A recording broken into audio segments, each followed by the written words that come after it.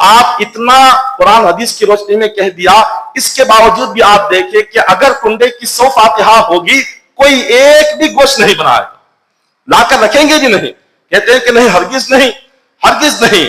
ارے کہاں پر ہے بتائیے، کہاں پر ہے؟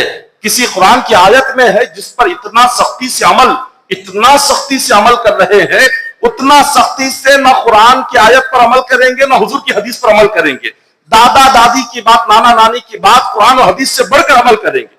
ایک عام سی فاتحہ خوانی ہے، عام فاتحہ ہے، آپ کی طاقت ہے، اگر آپ پوریاں بنا سکتے ہیں بنا کر دلائیں، کوئی بات نہیں، طاقت نہیں ہے، اللہ نے جتنا دیا ہے آپ اس کو رکھ کر دلائیں تو بھی کنڈے کی فاتحہ ہو جائے گی۔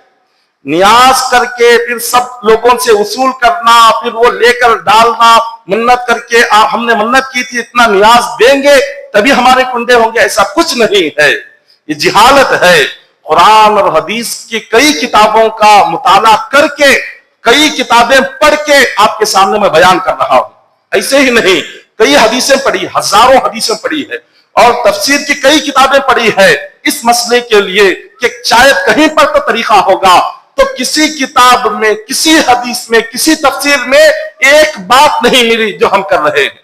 تو لہٰذا آپ تمام حضرت امام جعفر صادق رضی اللہ تعالیٰ عنہ کی فاتحہ ضرور کریں، صحیح طریقے سے، جو طریقہ میں نے بتایا ہے، گوشت ضرور بنائیں تاکہ یہ جہالت ختم ہونا ہے، یہ جہالت ختم ہونا ہے، کچھ بناؤ یا نہ بناؤ لیکن گوشت ضرور بناؤ تاکہ لوگوں کو معلوم ہو کہ یہ کوئی الگ نہیں ہے، یہ 11ویں کی طرح امام جعفر صادق کی فاتحہ ہے، لوگوں کو الگ طریقہ نہ لگے۔ اب کون سا بنانا ہے؟ اب اس فاتحہ خوانی میں اللہ نے فرمایا ہے کہ جو میں نے حلال تمہارے لیے کیا وہ حلال چیز کو رکھ کر امام جعفر صادق کی فاتحہ دلاؤ۔ حلال کیا ہے؟ مرغ ہے، آپ مرغ کا گوشت رکھ کر اگر مرغ کی بریانی بنا کر امام جعفر صادق کی فاتحہ کنڈے کریں گے، کنڈے ہو جائے۔ اگر آپ اس کے علاوہ آپ بڑا گوشت بنائیں گے اور اس پر کنڈے کریں گے، اس پر بھی کنڈے ہو جائے گی۔